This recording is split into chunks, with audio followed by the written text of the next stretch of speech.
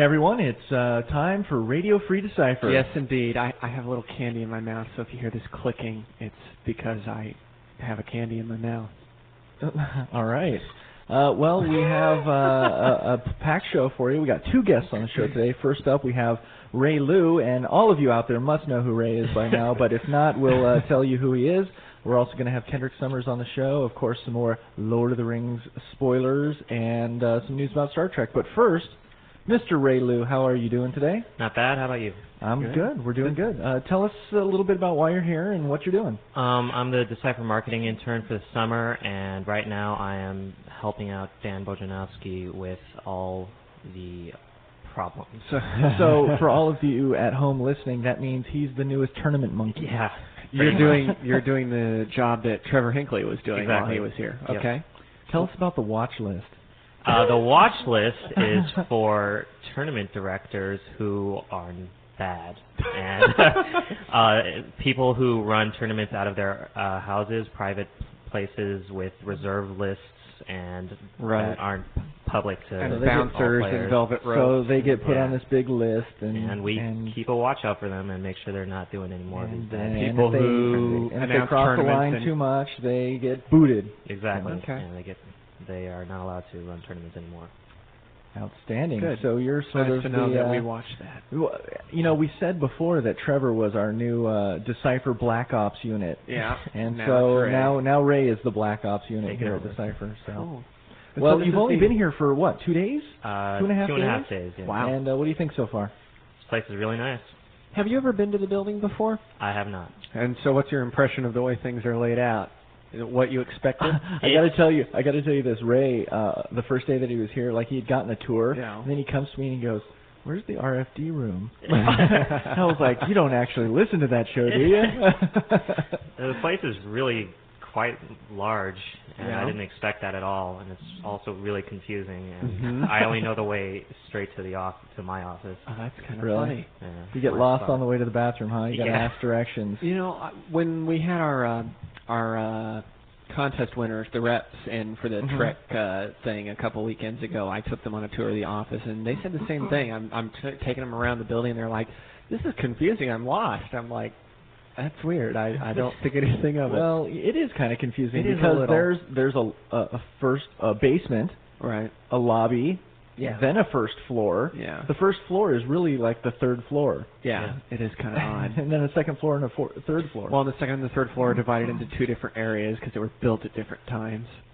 I think this section of the second floor where Radio Free is looks like a natural history museum exhibit. Yeah. You walk through this hallway and there's all these little glass windows on either side, and it's like, here's the evolution of Kyle. You know? Anyway, if you can picture that. That's what it is kind of like that because my office basically has a door and a bunch of big glass windows that people walking by can see, you know, right into my office and stuff, and it's pretty funny. But not Ray. Tell us where you're sitting, Ray. I have this little corner in the what do they call it? The big room. The big room. The big room with Sean Smallman, Kevin Reitzel, and Dan Bojanowski. And tell us about the noises. My desk is right next to this strange bubbling sounding wall. I think the air conditioner is behind there. Okay. But he told me about this and I was like, "What? What are you talking about?" And then I was at his desk the next day, right? And it was like it was very strange. Nice. So, well, welcome aboard, Ray, and Glad to be aboard. We're looking forward to some great things from you, and Dan definitely needs the help. There's a lot to do, so I'll do my best. Anything else you want to pass along, shout outs, anything like that before you go? If you have a ratings problem, you can send it to rayliu@decipher.com. That's ray.liu.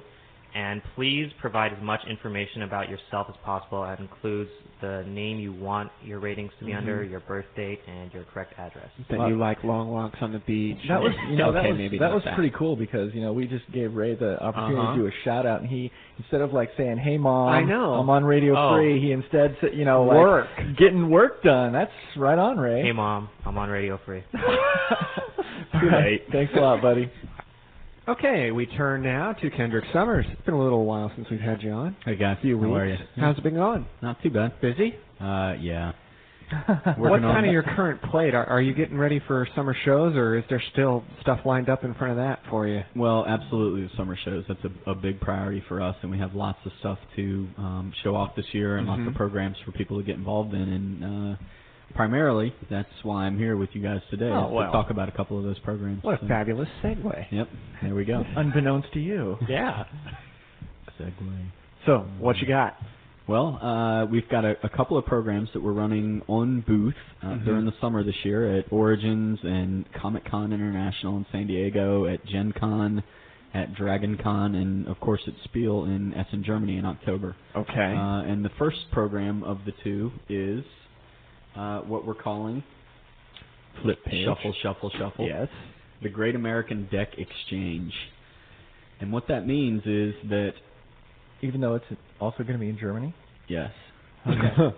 Okay. It's starting in America. Sure. We'll work on it when we get to Germany, The Great I guess. Germanic... The International Deck Exchange. Yeah. Sure. And basically the program is lined out that at one of these summer shows, if you come to the Decipher booth and bring a starter deck of maybe your game of choice or another game that you play, we will exchange it for Lord of the Rings starter deck. Really? Of course, that's based on availability and quantities allowing, depending on what kind of deck you get, but it will indeed be a playable Lord of the Rings deck. And it basically is just an illustration of our confidence that the Lord of the Rings trading card game is the best game out there. If you're a card gamer and you enjoy gaming, in addition to the collecting and all of that Lord of the Rings TCG provides, then you need to be playing this game. It is, in our opinion, the best game out there on the market right now, and... So we're going to be taking all those other games and giving them to Chuck? Well, we're going to put them in a big box, and then we'll decide what to do with them from there, I suppose. For the record, Chuck keeps kind of this archive of, like, a few cards from every CCG we can get our hands on, just so we can kind of see what the other guys screwed up. Oh, whoa.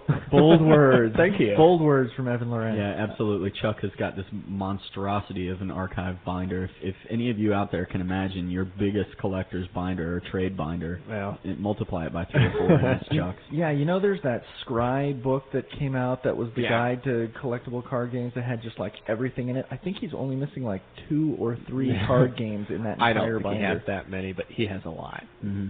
But anyway, what a great program. Very close, yeah. So we certainly respect all of our family of games, and it's not to say that we have love in different proportions, but what we know right now is that the innovation behind the Lord of the Rings TCG and the quality of gameplay right now, especially tied in with the popularity of the properties themselves, lend perfectly to this program.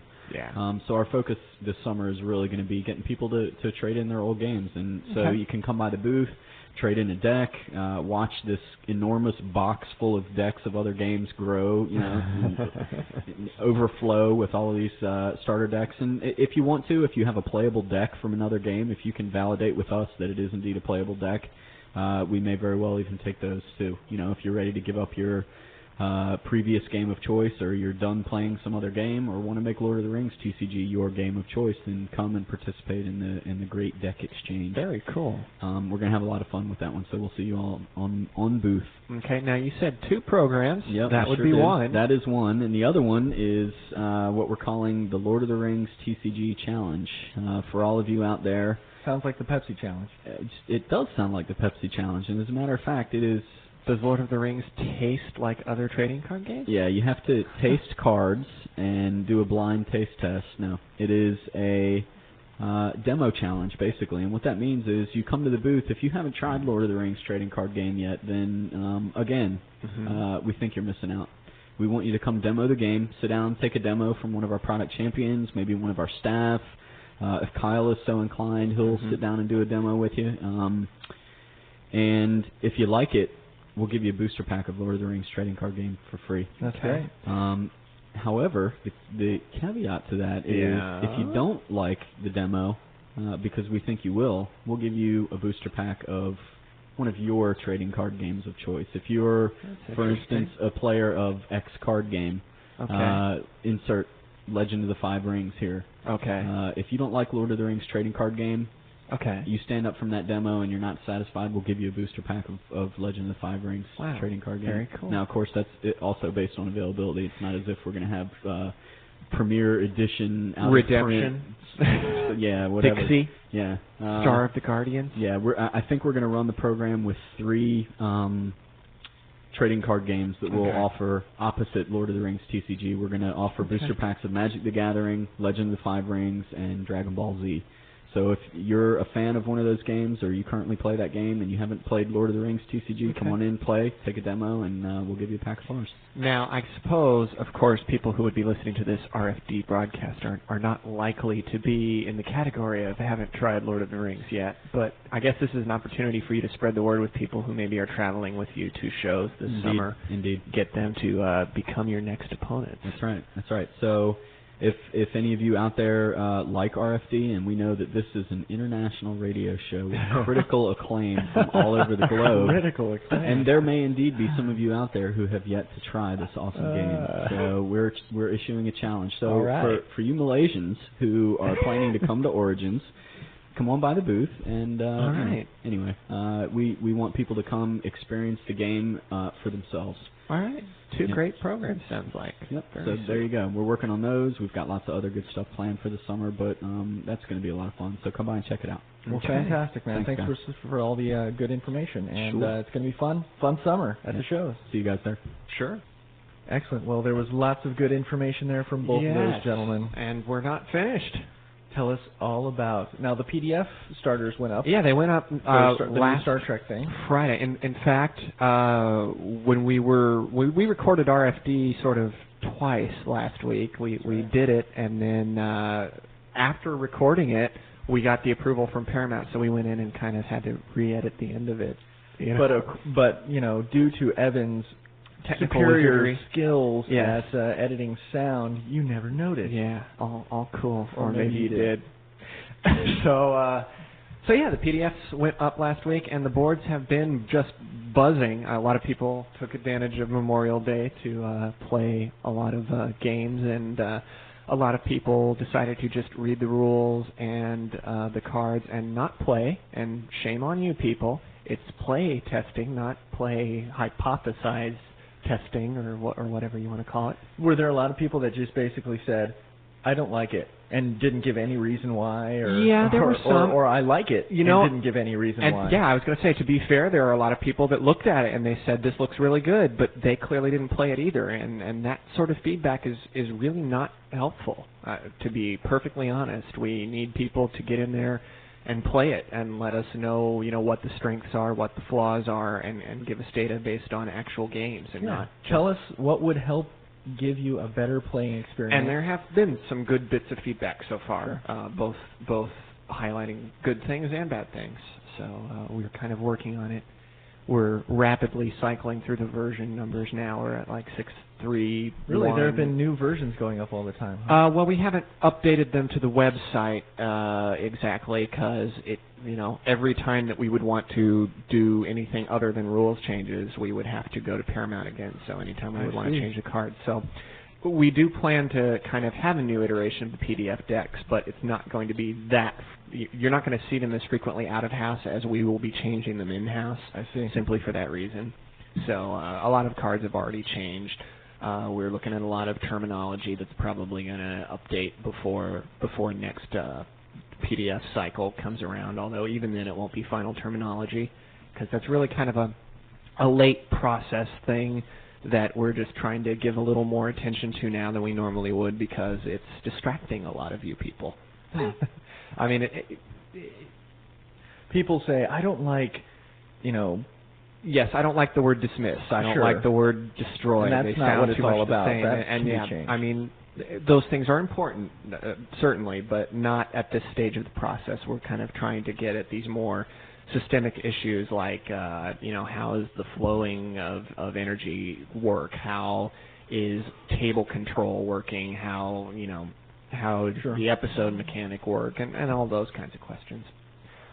Also, all of the survey results are now up. I did a series of 3 I read articles. all of those. Those were really good. Thanks. It's interesting. There was virtually no posting about them at all on the BBS. In fact, as of when we were recording this, I haven't read a single post about those articles I wrote. So either nobody read them, or nobody wants to call me on it, Well, or the thing is, nobody can really say, well, I don't agree, because it's what everybody out there Yeah, said. I mean, well, they can look at it, and maybe there are certain other ways that you might interpret certain results, but we did pretty much give you all the facts as we got them, so, you know. I was kind of pleasantly surprised to see DS9 as the number one. I was too. Shows Well, in that's the what I TV wrote show. in the piece. I seriously thought that DS9 fans were in a minority, but that seems not to be the case. So, yay, Cisco.